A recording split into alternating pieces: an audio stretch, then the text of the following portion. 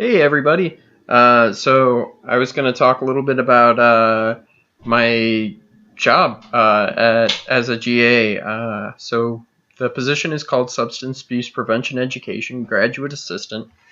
And so largely what I do is see students that are referred to me from conduct services, and they get in trouble with the university largely for drinking on campus or smoking pot on campus.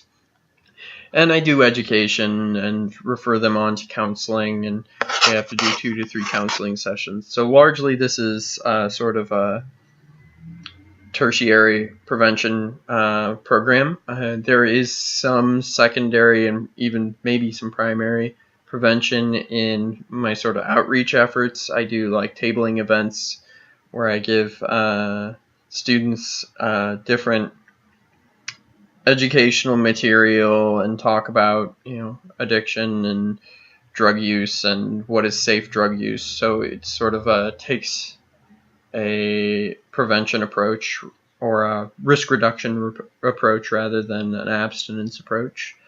My approach in session with my clients is also sort of risk reduction.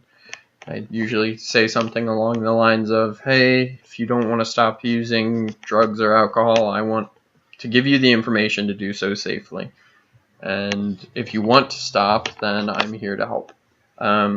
So some of the issues that I foresee with this program, number one, the one that stands out most to me is the issue of almost entirely all of my clients are there mandatorily, and it's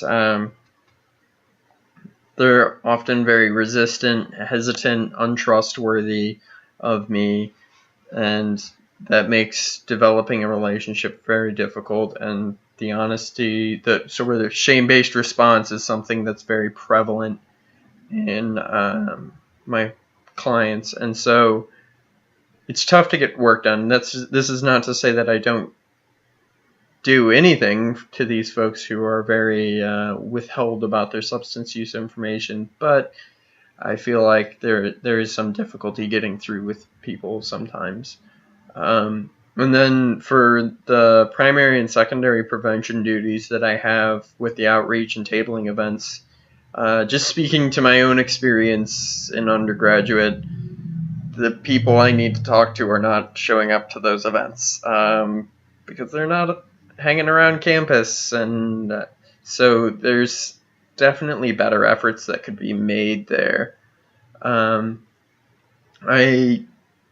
think that it is really cool, sort of an upside of this is that it gets people into counseling that maybe otherwise wouldn't want counseling, or maybe think they don't need counseling. So when they come into me to see me through conduct services and they tell me their story, and I'm like, hey, wait a minute, this is something that you might need a hand with, and have that conversation with these folks, and they're like, oh wait, that's yeah, I should probably talk to someone.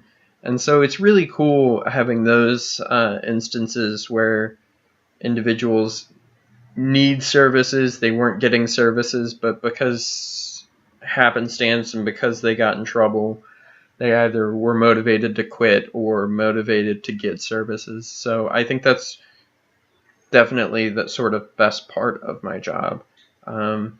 So yeah, that's sort of the SAPE program. I think largely it is a good program. I mean, it's according to the text,